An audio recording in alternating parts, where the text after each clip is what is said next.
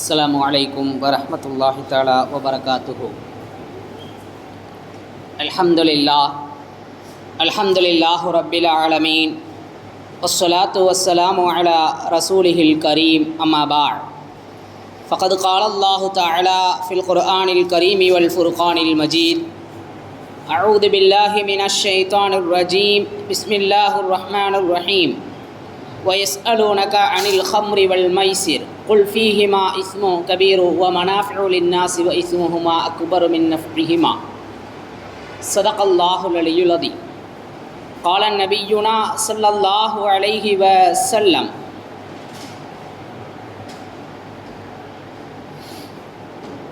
إنما الأعمال بالنيات وإنما لكل امرئ ما نوى أو كما قال عليه الصلاة والسلام. وعن ابن مسعود رضي الله عنه أنه قال إن الله لم يجعل شفاءكم فيما حرم عليكم صحيح البخاري أو كما قال عليه الصلاة والسلام. سبحانك لا علم لنا إلا ما علمتنا إنك أنت العليم الحكيم. رب اشرح لي صدري ويسر لي أمري واحلل عقدة من لساني يفقهوا قولي.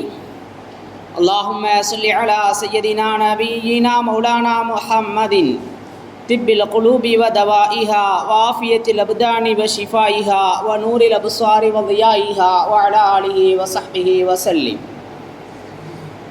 அல்ஹம்துலில்லாஹ். அருளாளன் அன்பாளன் அல்லாஹுவின் திருப்பெயரால் இந்த ஜும்ஆவுடைய உரையை ஆரம்பம் செய்கிறேன். அன்பும் அருளும் ஆசியும் ஆதரவும் ஆருயிர் நாயகம் அன்னலம் பெருமானார் ஸல்லல்லாஹு அலைஹி வஸல்லம் அவர்களின் மீதும் அன்னாரின் வழி வாழுகின்ற வாழப்போகின்ற குறிப்பாக இந்த ஜும்ஆவுடைய தினத்தை அலங்கரிக்கின்ற அனைத்து நல்லுள்ளங்களின் மீதும் உண்டாவதாக. புனிதமான ஈதுல் அல்ஹா ஹஜ் பெருநாளை நிறைவு செய்துவிட்டு அமர்ந்திருக்கின்ற இந்த நன்னேரத்தில் நம்முடைய தியாகங்களை எல்லாம் அல்லாஹ் கபூல் செய்வானாக. நம்முடைய குர்பானி இன்னும் பிற அமல்களை அல்லாஹ் அங்கீகரித்து நல்லடியார்களின் பட்டியலில் நம்மை சேர்த்து வைப்பானாக. இப்ராஹிம் அலைஹிஸ்ஸலாம், இஸ்மாயில் அலைஹிஸ்ஸலாம், ஹாஜரா அலைஹிஸ்ஸலாம் அவர்களினுடைய ஈமானின் இதயத்தை போல அல்லாஹ் நமக்கும் இதயத்தை அல்லாஹுவின்பால் ஈர்ப்பால் ஏற்படுத்தி தருவானாக. அன்பிற்குரிய அல்லாஹுவின் நல்லடியார்களே, ஹஜ்ஜினுடைய காரியங்களை நிறைவு செய்திருக்கிற அந்த ஹாஜிகளுக்கு ஹஜ்ஜை மபுரூரை கபூல் செய்வானாக. யாரெல்லாம் இந்த ஹஜ்ஜில் மரணித்து விட்டார்களோ அவர்களை அல்லாஹு பொருந்தி கொண்டு சுவனத்தை நசீபாக்குவானாக. அன்பிற்குரிய அல்லாஹுவின் நல்லடியார்களே, முஃமின்களே, பல தீமைகளுக்கு மத்தியிலே மதுவின் தீமை தலைவிரித்தாடுகிறது, உயிரை குடித்து கொண்டிருக்கிறது. இது போன்ற தீமைகளிலிருந்து நாட்டையும் நாட்டு மக்களையும் அல்லாஹு பாதுகாப்பானாக. இந்த தீமைக்கு அடிமையாகி யாரெல்லாம் தங்களுடைய உறவுகளை இழந்து கொண்டிருக்கிறார்களோ அவர்களுக்கு தகுந்த பகரத்தையும் நிவாரணத்தையும் அல்லாஹு தந்தருள்வானாக. அன்பிற்குரிய அல்லாஹுவின் நல்லடியார்களே, முஃமின்களே, இரண்டு விஷயங்களை பற்றி இன்றைய ஜும்ஆவிலே பார்ப்பது சிறப்பாக இருக்கும் என்று எனது மனது கருதுகிறது. அந்த அடிப்படையிலே முதலாவது தகவலாக ஹஜ்ஜினுடைய காரியங்களை ஹாஜிகள் நிறைவு செய்திருக்கிறார்கள். லட்சக்கணக்கான மக்கள் ஒரு இடத்திலே ஒன்று கூடியிருக்கிறார்கள். வெப்ப அலையின் காரணமாக, வெப்ப சலனத்தின் காரணமாக பல உயிர்கள் அங்கு பலியாகி இருக்கிறது, ஷஹாதத்தாகி இருக்கிறார்கள். அன்பிற்குரியவர்களே, ஹாஜிகளும் பரவலாக ஆங்காங்கே இருக்கக்கூடிய உறவுகளுக்கு மத்தியிலே அங்குள்ள தகவல்களை பரிமாறிக்கொள்கிறார்கள். நிறைய சிரமமாக இருந்தது, கஷ்டமாக இருந்தது, இந்த ஆண்டு எங்களுக்கு நிறைய சிரமங்களை நாம் அனுபவித்தோம் என்பதான தகவல்கள் வருகின்றன. அன்பிற்குரியவர்களே, ஹஜ்ஜை பற்றியும் ஹஜ்ஜினுடைய அமலை பற்றியும் புரிதல் இல்லாமல் ஹஜ்ஜுக்கு செல்வதனுடைய விளைவுதான் என்று சொல்ல வேண்டும். அன்பிற்குரியவர்களே, இந்த நேரத்திலே இந்த விஷயத்தை பதிவு செய்வதுதான் சால சிறந்ததாக இருக்கும். ஹஜ்ஜினுடைய காரியங்கள் என்பது வெறுமனே பணம் இருக்கிறது என்ற ஒற்றை காரணத்திற்காக அது கடமையாகாது. மனிஸ்ததா இலைஹி சபீலா, அல்லாஹுவினுடைய அந்த வழியிலே செல்வதற்கு யாருக்கு சக்தி இருக்கிறதோ அவர்களுக்கு கடமை என்று அல்லாஹ் குர்ஆனிலே ரத்தின சுருக்கமாக அற்புதமாக விளக்குகிறார். உடல் சூழ்நிலைகள், ஆரோக்கியம், முழு உடம்பும் சரீரத்தும் சுகமாக அமைய வேண்டும், பொருளாதார வசதியும் இருக்க வேண்டும். அன்பிற்குரியவர்களே, ஹஜ்ஜினுடைய 5 நாட்களினுடைய அமல்கள் அத்துணையும் நடைதான், நடக்க வேண்டும். வாக்கிங், எனவே அதிகம் நடப்பதுதான் ஹஜ்ஜினுடைய அமல் என்று ஹஜ்ஜுக்கு சென்று விட்டு வந்தவர்களுக்கு தெரியும். அன்பிற்குரியவர்களே, யாருக்கு நடப்பதற்கு சாத்தியமில்லையோ, யாருக்கு நடப்பதற்கு இயலாமல் இருக்கிறதோ அவர்களுக்கு ஹஜ்ஜு கடமை கஷ்டமாகத்தான் இருக்கும். அன்பிற்குரியவர்களே, அதிலும் குறிப்பாக லட்சக்கணக்கான மக்கள் ஒன்று கூடுகிறார்கள். அவர்கள் ஒன்று கூடக்கூடிய அந்த இடங்களிலே மினாவா, முஸ்தலிஃபா, அரஃபா இதை ஒட்டி இருக்கக்கூடிய சுற்று வட்டாரம் ஒரு 10 கிலோமீட்டர் அளவிற்கும் அதை விட அதிகமாகவே இருக்கலாம். அந்த அளவிற்கு எந்த ஒரு வாகன வசதியும் இருக்காது. முடியாதவர்களை வீல் சேரில் அழைத்து செல்வதற்கான வீல் சேர்கள் கூட கிடைப்பது அரிதாகத்தான் இருக்கும். அப்படிப்பட்ட சூழ்நிலையில் வீல் சேரில் வைத்து தள்ள வேண்டியவர்களை கூட தள்ளுவதற்கான வாய்ப்புகள் இருக்காது. ஆட்களும் அமைய மாட்டார்கள். உறவுகளோ அக்கம்பக்கம் இருக்கக்கூடியவர்களோ தான் உதவ வேண்டும். இப்படிப்பட்ட சூழ்நிலையிலே இந்த சிரமங்கள் இருக்கக்கூடியவர்களுக்கு ஹஜ்ஜு கஷ்டமாகத்தான் இருக்கும். ஆக ஹஜ்ஜுக்கு செல்ல வேண்டும் என்று சொன்னால் நடப்பதற்கு சக்தி இருக்கின்ற போதல்ல, நல்ல நீண்ட தூரம் நடப்பதற்கு யாருக்கு வாய்ப்பு இருக்கிறதோ அந்த சூழ்நிலையிலேயே முழு சுகத்தோடு இருக்கும்போது ஹஜ்ஜு செய்ய வேண்டும் என்பதுதான் இன்று நாம் பெற வேண்டிய படிப்பினையாகவும் தகவலாகவும் இருந்து கொண்டிருக்கிறது. அன்பிற்குரிய அல்லாஹுவின் நல்லடியார்களே, ஹாஜிகளினுடைய அந்த சிரமத்தை அல்லாஹ் கபூல் செய்து எல்லா ஹாஜிகளுடைய ஹஜ்ஜையும் அல்லாஹ் மபூராக்கி வைப்பானாக. அன்பிற்குரிய அல்லாஹுவின் நல்லடியார்களே, அடுத்த தகவல்களாக நமது தமிழகத்தை உருக்கி கொண்டிருந்த அந்த கள்ளக்குறிச்சியில் ஏற்பட்ட மதுவினுடைய கள்ளச்சாராயத்தினுடைய விளைவு தீமையினுடைய மிகப்பெரிய உச்சபட்சம் பல உயிர்களை குடித்திருக்கிறது. என்றுமே இஸ்லாம் சாராயத்திற்கும் மதுவுக்கும் தடை விதித்திருக்கிறது என்பது மட்டுமல்ல, அதன் பக்கம் கூட செல்லக்கூடாது, அதற்கு எந்த வகையிலும் உதவியாக இருக்கக்கூடாது. சாராய கணக்கு வழக்குகளை கூட எழுதி வைப்பது தடையாக இருக்கிறது.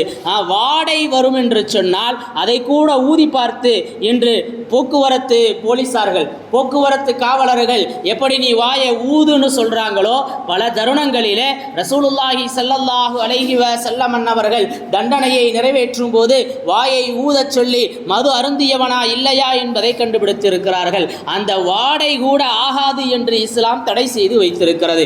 எந்த காலகட்டத்திலும் மது அது இஸ்லாத்தில் தடை என்பதை நாம் விளங்கிக் கொள்ள வேண்டும். அன்பிற்குரிய அல்லாஹுவின் நல்லடியார்களே, மது ஒழிப்பு சாத்தியமா என்று பட்டிமன்றங்கள் நடத்தப்படுகின்றன. மது ஒழிப்பு சாத்தியமில்லை. இன்றைய நவீன வாழ்க்கையிலே, நடைமுறை சூழ்நிலையிலே நம்முடைய வாழ்வின் ஒரு இன்றியமையாத பகுதியாக மது ஒட்டிவிட்டது என்று சொல்லப்படுகிறது. ஆனால் ஒரு ஆய்வு ஒன்று எடுத்தார்கள். அந்த ஆய்வின் அடிப்படையில் 14 அல்லது 15% மக்கள் மது ஒழிப்பு, மதுவை தடை செய்வது என்பது சாத்தியமில்லாதது என்று அவர்கள் தீர்ப்பு சொன்னார்கள். அவர்களுடைய கருத்தை பதிவு செய்தார்கள். 33 அல்லது 35% மக்கள் அரசு சட்டம் இயற்றுமானால் மது ஒழிப்பு என்பது சாத்தியமானதுதான் என்பதாக அவர்களுடைய கருத்து பதிவாகி இருந்தது. எது எப்படியாகினும் அரசு ஒரு முயற்சியை எடுக்குமானால் நிச்சயமாக அதற்கான வாய்ப்புகள் இருக்கின்றன. மெத்தன போக்கும் பொடுபோக்கான தன்மையும் தான் அந்த சட்டத்தை மீறுவதற்கான வாய்ப்பளிக்கிறது. அன்பிற்குரியவர்களே, எதிலெல்லாம் குல்லு முஸ்கரின் ஹராமுன், எதிலெல்லாம் போதை இருக்கிறதோ அது அத்துணையும் ஹராம் இஸ்லாம் சொல்கின்ற வழிமுறை என்று பரவலாக பார்க்கிறோம். பல அன்பர்கள் சொல்கிறார்கள், போதையினுடைய அந்த வஸ்துக்களிலே அல்லாஹ் பாதுகாக்க வேண்டும், சொல்வதற்கு வெட்கமாக இருக்கிறது, நம்மைத்தான் சொல்கிறார்கள். அதிகமானவர்கள் உங்கள் ஆளுக தான் வித்துக்கிட்டு இருக்கிறாங்க எல்லா விஷயத்தையும் என்று சொல்லி பகிரங்கமாக சொல்லக்கூடிய சூழ்நிலை. இப்போ எந்த அளவிற்கு இஸ்லாம் தடை செய்திருக்கிறதோ, ஒரு சில இஸ்லாத்தை அறியாத, இஸ்லாத்தையுடைய சட்ட திட்டங்களை தெரியாத அந்த மக்களின் காரணமாக பகிரங்கமாக புகையிலை இன்னும் இது போன்ற விஷயங்களை விற்பனை செய்வது தடுக்கப்பட வேண்டும். இஸ்லாமியனுக்கு அது அடையாளமும் அல்ல. தன்னை இஸ்லாமியன் என்று சொல்லிக்கொள்வதிலே அவன் வெட்கப்பட வேண்டும். அன்பிற்குரிய அல்லாஹுவின் நல்லடியார்களே, ஆக மது என்பது இன்னும் அது சார்ந்து இருக்கக்கூடிய, அது சார்ந்து ஹம்ர், குல்லு முஸ்கரின் ஹராமுன், குல்லு முஸ்கரின் ஹம்ருன், எதுவெல்லாம் போதை இருக்கிறதோ அதுவெல்லாம் மதுதான், எதிலெல்லாம் போதை இருக்கிறதோ அதுவெல்லாம் ஹராம் தான் என்று சொல்லப்பட்டிருக்கிறது இஸ்லாத்தில். அது சின்ன விஷயமாக இருந்தாலும் சரி, மருந்துக்காக பயன்படுத்தலாமா என்றாலும் சரி, அதில் எவ்விதமான ஆரோக்கியமும் இல்லை. மதுவில் எந்த ஆரோக்கியமும் இல்லை, முற்றிலும் முழுவதும் கெடுதிதான். சின்ன சின்ன நலவுகள் இருக்கிறது என்று சொல்லலாம். ஆனால் அது முற்றிலும் கெடுதிதான், அது ஆரோக்கியம் இல்லாதது என்று சொன்னார்கள் ரசூலுல்லாஹி ஸல்லல்லாஹு அலைஹி வஸல்லம் அவர்கள். வயஸ்அலூனக அனில் ஹம்ரி வல் மைசிர், ஹம்ரை பற்றியும் சூதாட்டத்தை பற்றியும் உங்களிடத்திலே கேட்கிறார்கள். வயஸ்அலூனக அனில் ஹம்ரி வல் மைசிர் குல் ஃபீஹிமா இஸ்முன், அதில் அதிகமானது பாவமாக இருக்கிறது, அதில் இருக்கக்கூடிய பயனை விட அதில் இருக்கக்கூடிய இடையூறு தான் அதிகம் என்பதாக குர்ஆன் சான்று பகர்கிறது. அன்பிற்குரியவர்களே, இந்தியா சுதந்திரம் வாங்குவதற்கு முன்பாகவே காங்கிரஸார்களினுடைய அந்த கட்டுப்பாட்டிலே 1937 இந்த நமது இந்தியாவை சார்ந்த முக்கியமான அந்த நபர்களினுடைய அடிப்படையிலே ஆட்சி செய்வதற்கான வாய்ப்பு இருந்தது. அப்பொழுது அண்ணல் காந்தி விரும்பியதும் கூட மது இல்லா நாடுதான். அதைத்தான் விரும்பினார்கள். அது சாத்தியம் என்று அதற்கான முயற்சி செய்தார்கள். அந்த முயற்சியிலே முதன்மையாக இருந்தது சென்னை மாகாணம்தான். மதுவை தடை செய்வதற்கு மிக முக்கிய காரணமாக உறுதுணையாக இருந்தது சென்னை மாகாணம் என்று சொல்லப்படுகிறது. அதற்கு பின்பு அரசினுடைய வருவாயை பெருக்கிக் கொள்வதற்காக, அரசுக்கு வருவாய் வந்தால் போதும், இதை கொஞ்சம் நாம் கவனிக்க வேண்டிய விஷயம், அரசுக்கு வருவாய் வந்தால் போதும், மனிதன் எக்கேடு கெட்டு போனால் என்ன என்பதுதான் நிதர்சனமான விஷயமாக இருக்கிறது. பல குடும்பங்கள், ஒரு காலகட்டம் இருந்தது, மது குடித்தவர்கள் வெளியில் வருவதற்கு கூச்சப்படுவார்கள். ஒரு சூழ்நிலை மாறியது. 30 வயசு 40 வயசுக்கு மேலே இருக்கிறவங்க குடிக்கிறாங்கங்கிற ஒரு சூழ்நிலை. இப்பொழுது மதுவே டாஸ்மாக் என்ற அந்த அடிப்படையில் மதுவை பகிரங்கப்படுத்தியதனுடைய விளைவு, எளிமைப்படுத்தியதனுடைய விளைவு என்னவென்று சொன்னால் 13 வயசு பையன் கூட குடிக்கக்கூடிய ஒரு சூழ்நிலை. அல்லாஹ் பாதுகாக்க வேண்டும். பேப்பரில் செய்தித்தாள்களில் படித்த தகவல் ஞாபகத்திற்கு வருகிறது.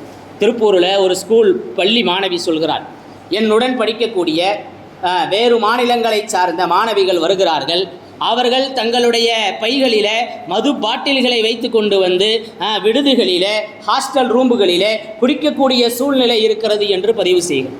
இதை அவர்களுடைய சகோதரர்களை வாங்கி தருகிறார்கள் என்பதாகவும் பதிவு செய்கிறார். அன்பிற்குரியவர்கள், இப்படியாக வாட்ஸ்அப்பில் ஒரு வீடியோ ஒன்று வந்தது.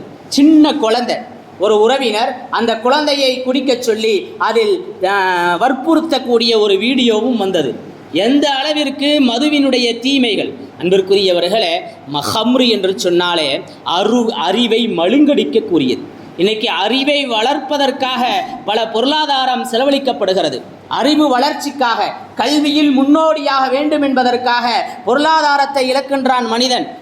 அந்த செலவை சிரமமாக கருதுவதில்லை. இது ஒரு புறம் இருக்க, ஹசன் பஸரி ரஹ்மத்துல்லாஹி அலைஹி அவர்கள் இப்படி சொல்லி காட்டுவார்கள், அதிகமான பொருளாதாரம் அறிவை மழுங்கடிப்பதற்கும் பயன்படுத்தப்படுகிறது என்பதாக. ஆங்காங்கே அந்த டாஸ்மார்க்குக்கு அருகிலே, மதுக்கடைகளுக்கு அருகிலே நீங்கள் பார்த்தால் தெரியும், ஆங்காங்கே தங்களுடைய ஆடை கூட இல்லாத ஒரு சூழ்நிலையிலே படுத்து கிடக்கக்கூடிய ஒரு சூழ்நிலை. நமது ஊரில் கூட ஒரு முறை ஒரு குழந்தை பார்த்து ஒரு மனிதரை பார்த்து அழுது கொண்டே இருக்கிறது. என்னன்னு கேட்டால், அது என்னுடைய தந்தை, என்னுடைய அப்பா இப்படி படுத்திருக்கிறார், என்னால் தூக்க இயலவில்லை என்று சொன்னது. ரொம்ப கைசேதமான, ரொம்ப கஷ்டமான ஒரு தகவல். அன்பிற்குரியவர்களே, 40 ஆண்டுகள் என்று நினைக்கிறேன், ஒரு பெண்மணியினுடைய பஞ்சாயத்து வருகிறது. பஞ்சாயத்தார்களுக்கு, நான் என் கணவனுடன் வாழ இயலாது என்று சொல்லிவிடுகிறாள். கணவனுடன் வாழ இயலாது என்பதற்கு இத்தனை ஆண்டுகள் கழித்து இப்பொழுது ஏன் வாழ மாட்டேன் என்று சொல்கிறாய் என்று அந்த கேட்ட நேரத்தில் அந்த பெண்மணி சொல்கிறாள், என் கணவன் மது குடிக்கக்கூடியவனாக இருந்தான், இவ்வளவு நாள் நான் ஜீரணித்து கொண்டேன், இவ்வளவு நாள் நான் சமாளித்து கொண்டேன். இப்பொழுது ஒரு சொற்ப தொகைக்கு என்னுடைய பெண் பிள்ளையை தன்னுடைய நண்பனுக்கு விற்பதற்கு முயற்சி செய்கிறார். மது குடித்து குடித்து மூளை மழுங்கி போய் தன் பெற்ற பிள்ளையையே தாரை வார்க்கக்கூடிய, மற்ற மனிதனுக்கு எடுத்து கொடுக்கக்கூடிய ஒரு சூழ்நிலை வந்து விட்டது. இதற்கு பின்பும் இவனுடன் இருந்தால் என் பிள்ளையை பாதுகாக்க முடியாது, எனவே நான் விவாகரத்து கேட்கிறேன், என் கணவனுடன் என்னை பிரித்து வைத்து விடுங்கள் என்று சொல்கிறார். எந்த அளவிற்கு ஒரு அரக்க குணத்தை இந்த மது உருவாக்குகிறது என்பதை நாம் கொஞ்சம் விளங்கிக் கொள்ள கடமைப்பட்டிருக்கின்றோம். மதுவை பற்றிய தகவல்கள் எல்லாம் தெளிவான விஷயம்தான். மதுவை பற்றிய அதன் தீமைகள் எல்லாம் நாம் அறிந்ததுதான். ஆனாலும் யாரும் அதற்கு எதிராக குரல் கொடுப்பதை தயங்கக்கூடியவர்கள். ஒரு சில நபர்கள் கொடுத்தாலும் கூட ஆங்கில ஏகாதிபத்தியத்தில் எப்படி சுதந்திர இந்தியா வேண்டும் என்று போராடிய மக்களுக்கு பாதிப்பு ஏற்பட்டதோ, ஒரு சுதந்திரத்தை நோக்கிய பயணமாக இருந்ததோ, அதுபோல மதுவை ஒழிப்பது என்பதும் சுதந்திரத்தை நோக்கிய பயணத்தை போல் ஆகிவிடும். நாட்டிற்கு எதிரான மனிதராக அவர்களை திசை திருப்பக்கூடிய அந்த அளவிற்கு மது என்பது அரசிற்கு தேவையாக இருந்து கொண்டிருக்கிறது. இது மாதிரியான இந்த நேரங்களிலே கண்டனங்களை பதிவு செய்வதுடன் அதை தடுப்பதற்கான தடை செய்வதற்கான முயற்சியை மேற்கொள்ளவில்லை என்று சொன்னால் பிறந்த குழந்தைக்கு கூட பாலுக்கு பதிலாக மதுவை கொடுக்கக்கூடிய ஒரு சூழ்நிலை ஏற்படும் என்றால் அது ஆச்சரியமில்லை. அன்பிற்குரிய அல்லாஹுவின் நல்லடியார்களே, அது அந்த அளவிற்கு அதனுடைய அந்த விஷயங்கள் எல்லாம் சர்வ சாதாரணமாகிவிட்டது. விருந்து என்று சொன்னாலே மேலை நாடுகள் அமெரிக்க நாடுகளைப் போல மது விருந்து அளிப்பது என்பது சாதாரணம். அன்பிற்குரியவர்களே, ஒருத்தருடைய இறப்பிற்கு வந்தவர்கள் அங்கு அதன் காரணமாக அந்த இறப்பின் துக்கத்தை வெளிப்படுத்துவதற்காக கள்ளச்சாராயத்தை குடிக்கிறான். குடித்ததினுடைய விளைவு இன்று பல உயிர்கள். அன்பிற்குரியவர்களே, நாம் யோசிக்க கடமைப்பட்டிருக்கின்றோம். இஸ்லாம் மதுவை தடை செய்திருக்கிறது என்பது மட்டுமல்ல, அதன் பக்கமே நெருங்கக்கூடாது என்று சொல்கிறது. உஸ்மான் கனி ரலியல்லாஹு தஆலா அன்ஹு ஒரு அற்புதமான விஷயத்தை இது போன்ற ஒரு பிரசங்கத்திலே வெளிப்படுத்துவார்கள். மது அது பாவங்களின் தாய் என்று சொல்ல வேண்டும். மது அது தீமைகளினுடைய தாயாக இருந்து கொண்டிருக்கிறது. ஒருவன் மது குடிக்கும் பழக்கம் இருக்குமானால், ஒருவன் மது குடிப்பதை வளமையாக்கிக் கொள்வானானால் எல்லா பாவங்களையும் செய்வதற்கு தயாராகி விடுவான். அன்பிற்குரியவர்களே, ஒரு மனிதர் ஒரு மிகப்பெரிய ஒரு ஆபிது இருந்தார். அந்த ஆபித் அவர் மிகப்பெரிய வணக்கசாலியாக இருக்கிறார். ஒரு பெண்மணி அந்த ஆபிதை அழைக்கிறாள்.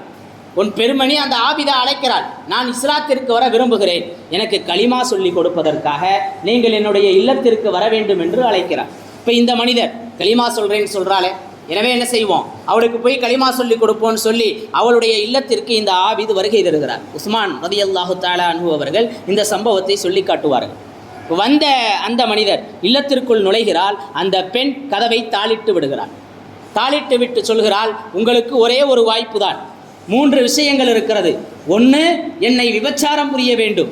2வது, அல்லது மதுவை குடிக்க வேண்டும். 3, அல்லது இந்த குழந்தையை கொன்று விட வேண்டும். விபச்சாரம் புரிவது மிகப்பெரிய பாவம் என்று அவர் உணர்கிறார். குழந்தையை கொல்வது மிகப்பெரிய பாவம் என்று உணர்கிறார். அதுவெல்லாம் பிறரை பாவத்தில் தூண்டக்கூடியதாக இருக்கிறது. இன்னொரு குழந்தையை கொண்டால் ஒரு உயிர் போய்விடும். விபச்சாரம் புரிந்தால் அந்த பெண்மணியையும் பாவியாக்கியதாகிவிடும். மதுவை குடித்து விடலாம், அது சின்ன பாவம் தானே, அது நம்மை மட்டும்தான் தாக்கும் என்று நினைத்து அவர் அந்த மதுவை குடிக்கிறார். அவர் அந்த மதுவை குடித்து விடுகிறார். மதுவை குடித்ததற்கு பின்பு அந்த குழந்தை போதை தலைக்கேறி குழந்தையையும் கொல்கிறார், குழந்தையையும் கொன்று விடுகிறார். பிறகு அந்த பெண்ணையும் விபச்சாரம் புரிந்து விடுகிறார். இதுதான் மதுவினுடைய கெடுதி என்பதாக உஸ்மான் ரலியல்லாஹு தஆலா அன்ஹு அவர்கள் பதிவு செய்த அந்த சம்பவம் உண்மையிலேயே நாம் சீர்தூக்கி பார்க்க வேண்டியது. இன்றைய சூழ்நிலைகளும் அப்படித்தான் இருக்கிறது. எல்லா பாவத்தினுடைய ஆணி வேறாக பல குடும்பத்தினுடைய குடியை கெடுக்கக்கூடியதாக இந்த குடி இருக்கிறது. ஆனால் இது இந்த மெத்தன போக்காக அரசிற்கு வருவாய் தருகின்றது என்ற ஒரே காரணத்திற்காக தடை செய்ய மறுப்பது உண்மையிலேயே மனிதாபிமானமற்ற செயல். ஒரு விலங்குக்கு இருக்கக்கூடிய மரியாதை கூட மனிதனுக்கு இல்லை என்பதுதான் நிதர்சனமான விஷயம்.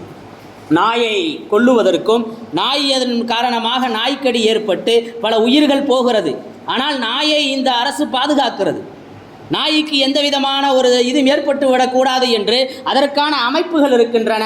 பல குடும்பங்கள் சிதிலடைந்து பல குழந்தைகள் அனாதையாகி பல பெண்கள் கணவனை இழந்து விதவையாகி பொருளாதாரத்தினுடைய சூழ்நிலைகள் எல்லாம் இல்லாமல் பல பாவங்களுக்கு அழைத்து செல்லக்கூடிய ஒரு சூழ்நிலை. அல்லாஹ் பாதுகாக்க வேண்டும். அன்பிற்குரிய அல்லாஹுவின் நல்லடியார்களே, எனவே மது அது இஸ்லாத்தில் தடை செய்யப்பட்டிருக்கிறது. மது அருந்துபவனினுடைய சாட்சிகளை ஏற்றுக்கொள்ளக்கூடாது, அவனுக்கு சலாம் கூட சொல்லக்கூடாது என்பதாக இஸ்லாம் சொல்லி காட்டுகிறது. அன்பிற்குரிய அல்லாஹுவின் நல்லடியார்களே, அதே நேரத்திலே மறுமையிலே இவன் மதுவை பற்றி அல்லாஹ் சொல்லுகின்ற நேரத்திலே ரிஜிசும் மின் அமலி ஷைத்தான், அது ரிஜிஸ், அது நஜீஸ் என்பதாக சொல்லுவான்.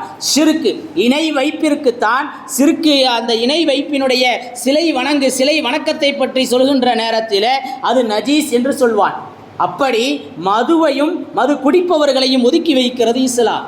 அன்பிற்குரிய அல்லாஹுவின் நல்லடியார்களே, ஆக மதுவினுடைய அந்த தீமைகள் இருக்கிறதே சொல்லி மாளாது.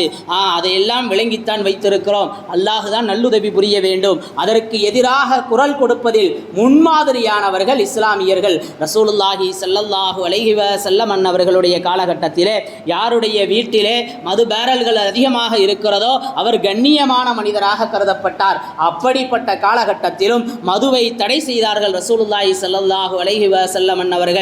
மதுவை அப்படியே தெருக்களிலே ஊற்றி விட்டார்கள். அது ஆறாக ஓடியது. மது தடை செய்யப்பட்டு விட்டது. உங்களுக்கு தெரியாதா என்ற தகவல் வந்ததுமே சஹாபாக்கள் அதை அப்படியே கபூல் செய்து கொண்டார்கள். ஆக அன்பிற்குரிய அல்லாஹ்வின் நல்லடியார்களே, ஹஜ்ஜத்துல் வதாஇலே இறுதி ஹஜ்ஜிலே ரசூலுல்லாஹி ஸல்லல்லாஹு அலைஹி வஸல்லம் அவர்களினுடைய அந்த தீமைகளை தடுத்த பட்டியலிலே மதுவும் இருந்தது என்று சொன்னால் இன்று இஸ்லாமியர்களிடத்தில் இது எத்தகைய தாக்கத்தை ஏற்படுத்தி இருக்கிறது.